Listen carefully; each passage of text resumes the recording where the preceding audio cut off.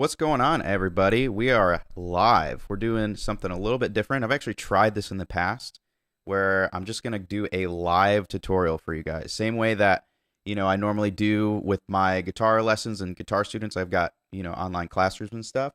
So we're going to try this a little bit differently. Before we would kind of edit things down and distill everything. But we're just going to go off the cuff live. And after this video, I'm going to put in timestamps and things like that for you to jump through. For people who are watching after the fact, so that you're not, watching all of the extra filler space and things like that. So, without further ado, we're going to go over The King is in the Room by Phil Wickham.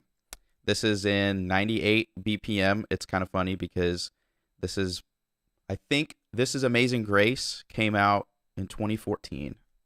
Let me look this up. I think it's 2014. I know it's at least 10 years since the This Is Amazing Grace song came out. This is basically Amazing Grace 2.0. This is Amazing Grace 2.0. Same BPM, 98. And it's got the same vibe. And so I'm going to be playing through my Line 6 Helix patch that I made for This Is Amazing Grace, because it's basically all the same tones. You know what's funny about guitar tone across the board? Once you kind of figure out a certain worship artist, then you can kind of just like keep iterating off of that same building blocks, because you know that these worship bands use a lot of the same guitar players. So once you kind of figure out the board, you just kind of have to tweak some things around as the tone is evolving, but it's kind of all the same structure. So we're gonna jump right into this. So The King is in the Room. I'm just gonna go section by section like I normally do. We're in B flat. There's kind of a lot of extra, warbly tone on this, similar to This Is Amazing Grace. I am running with my Strat. I'm actually gonna switch over to my other cameras here so that you guys can actually see this better. Let's do that. Here we go.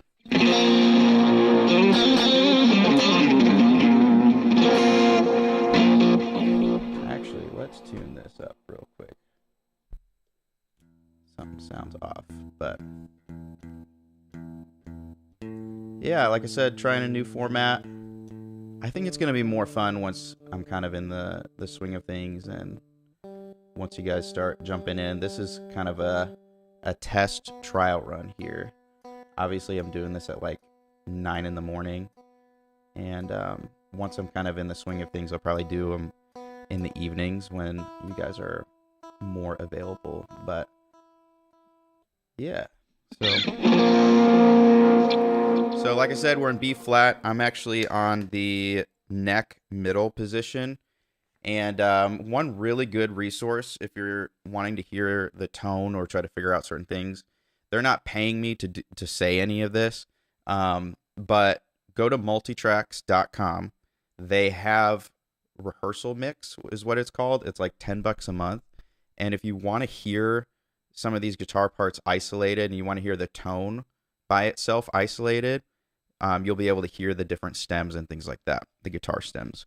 And when you break it down and listen to it, there's a lot of that extra like warbly mod tone on it.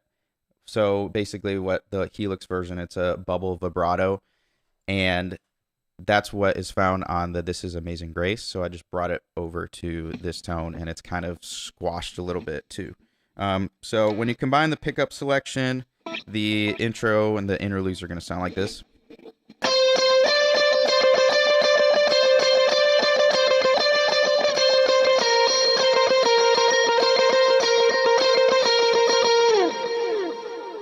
So that's with all the delays and stuff on there. I've got 2 delays. That's kind of seems to be standard with a lot of Phil Wickham. Like, we would call this a 1 song in worship. It's usually the song that goes at the top of the set list.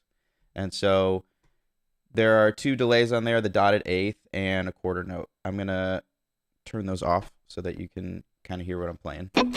But this is another one of those songs where your delays are going to drive basically everything that you're going to be doing. And so the notes, you're not going to be playing a ton of notes, but the delay when in combination with that is going to help really fill the space. So it's a really, really simple part. It's the B string, all on the B string, 13th to 15th.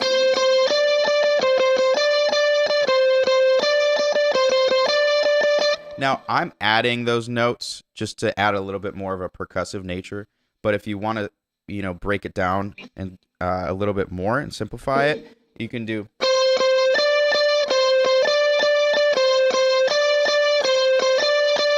And then, so that's the 13th to 15th on the B string.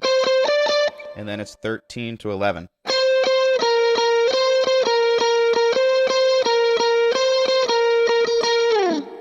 So it's pretty simple. And then once you add the delays and things like that.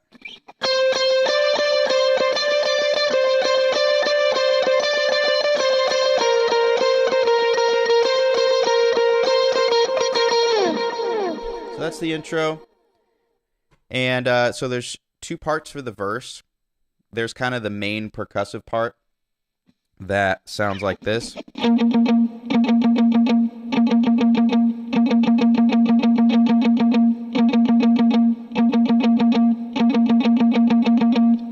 So that's dry. That's with no delay. This is what it sounds like with delay.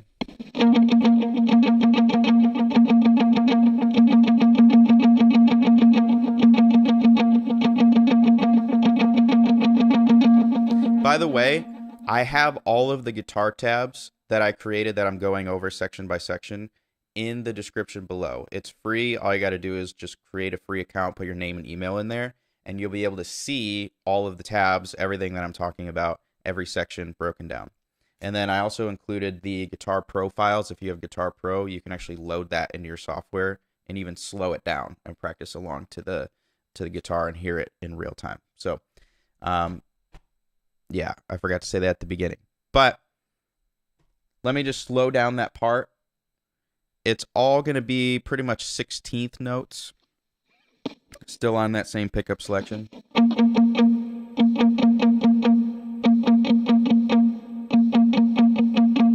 Down, up, down, up, down, up, down, up, down, up, down, up, down, up, down, up, down, up, down, up, down, up, down, up, down, up. And so, na na na na na na na na na na na.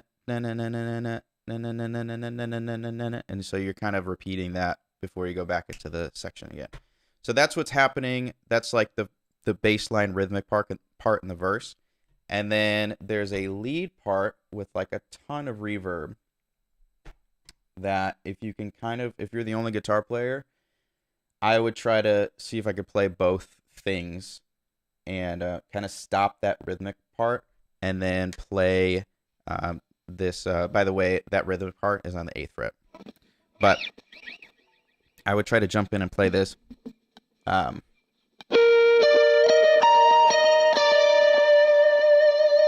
would try to hop over and play that if I'm the only guitar player. You could change the pickup.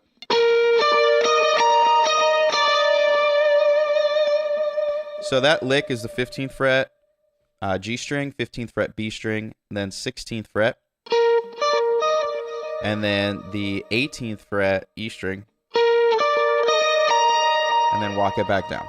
16th fret B string, and then 15th fret B string. And then there's another part. It's kind of like a call and response. So at the end of the verse, it's going to sound like this.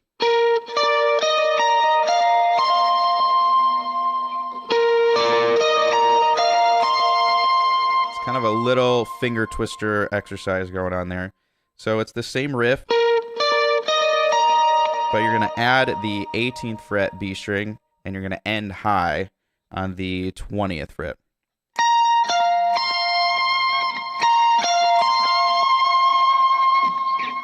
So that's I would call that ear candy riffs, and that's happening over top of that rhythmic part. So the last thing I'm going to go over is the chorus. The chorus is very similar to what's happening in the interludes, but certain things are kind of changing. Yeah, so let me go over that.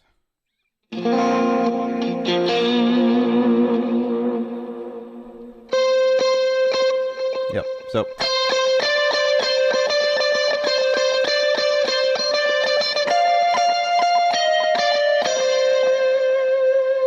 So that whole first part of there is the same thing as the intro, but I'm gonna go over that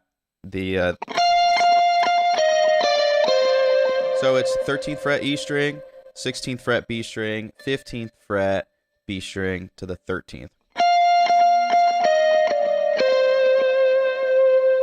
And then you're going to do that whole thing again.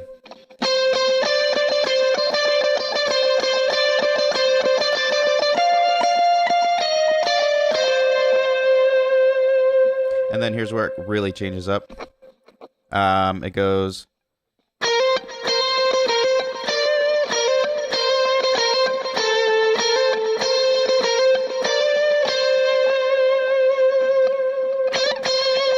I would add like a little slide lick there. Like...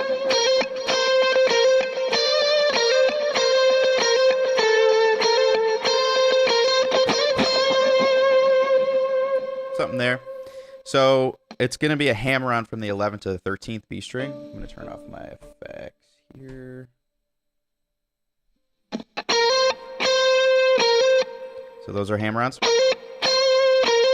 And then the 15th fret B string. And then you're going to play the 10th fret B string. And right there, I would do a slide so from the 13th to 15th and back down.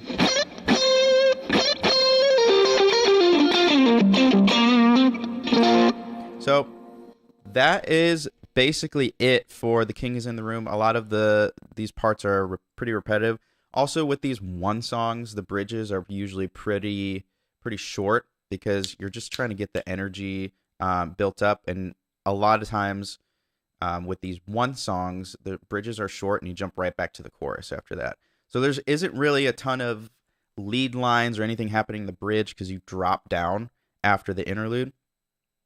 And then you quickly ramp back up.